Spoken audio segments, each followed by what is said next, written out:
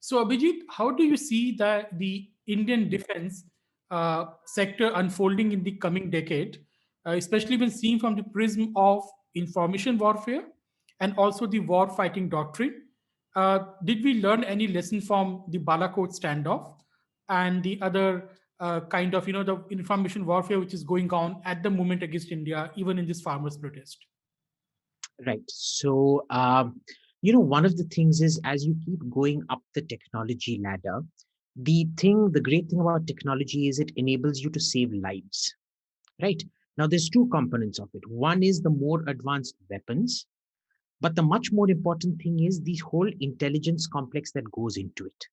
Before, you used to win wars just using weapons. Today, you win wars using intelligence. The weapon is just the last sort of tip of the spear, so to say.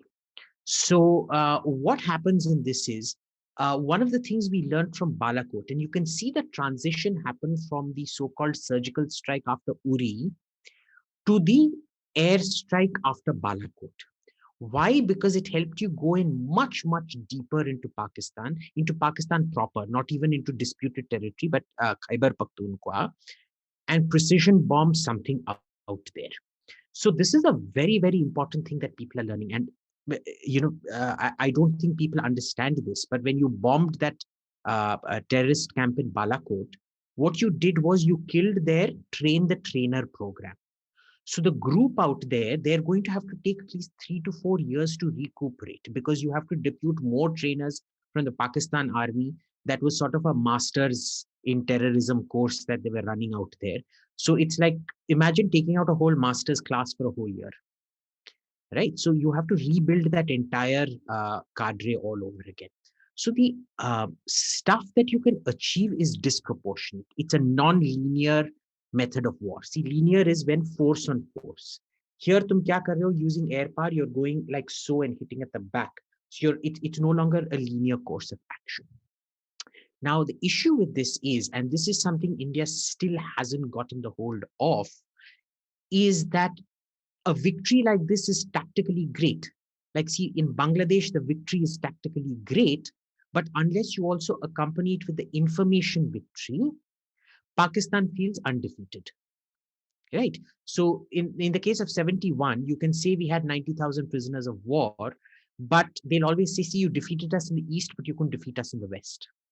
Right. Here, what they'll say is everybody knows that they've lost about 70 to 80 terrorists minimum in that Balakot strike, but they will claim, Dekho, tumne, you just bombed some trees and killed a crow. Okay. That is not the case. The issue is, and this is very, very important, we have not yet, we have moved to a technology paradigm of warfare, which fundamentally means that you've moved towards air war. It's called air centrism.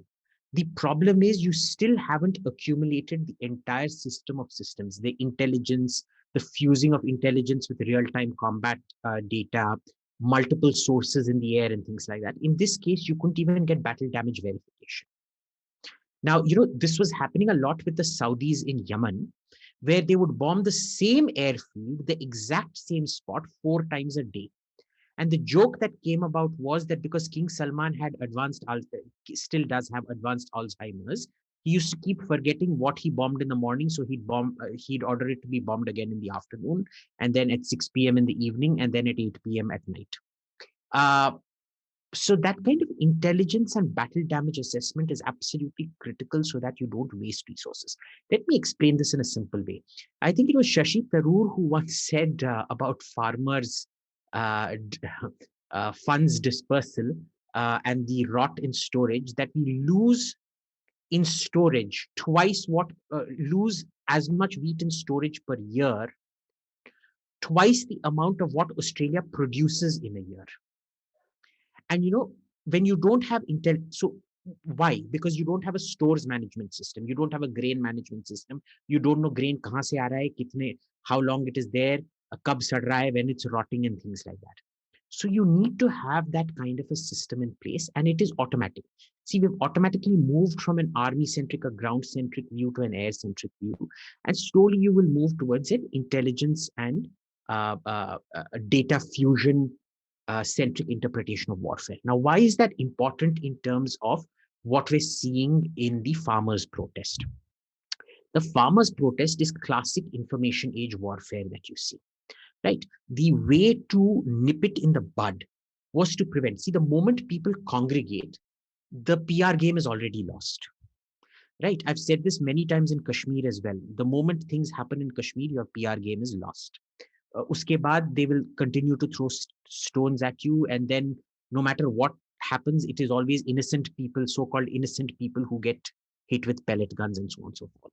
So when you get into the intelligence game, you realize that intelligence that is used for air can also be easily used on ground intelligence, for counterterrorism intelligence and things like that. It almost becomes a necessity. You're forced to do it in that sense. So what happens is you will slowly start getting into information warfare paradigms even on the ground. Better late than never. We are quite late to the thing, but you will see where we get to an intelligence phase where we are able to nip these protests right at the bud. Uh, Gauge their intent. If it is peaceful, allow it to happen. If they intend mischief, to nip it even before they congregate. There are many things like this. It's slowly, and see, it's happening as and when your per capita income increases. Because countering information age warfare is a very first world tactic in that sense. So the more your per capita income and human capital increases, the more your ability to deal with these things increases. The question is, where is your anthropological standard meeting your technology standard? Right now, the accepted technology standard is there. Your anthropological and human standard is here. So we'll always be behind the curve, but slowly, slowly, slowly, slowly, you will keep catching up. Okay, that's a very interesting perspective because how the war is being waged now has a very important element of information warfare, and we have seen that in the case of the CAA protest and also in the case of the farmers protest, where the people are protesting on the ground for something else, but the narrative in social media, in the international media, is something completely entirely different. But thank you, Bijit, for joining us, and we hope to listen to you on different aspects because these are the things which we are really not discussing in the mainstream media and the mainstream forums. So thank you, Abhijit. Well, well, very well.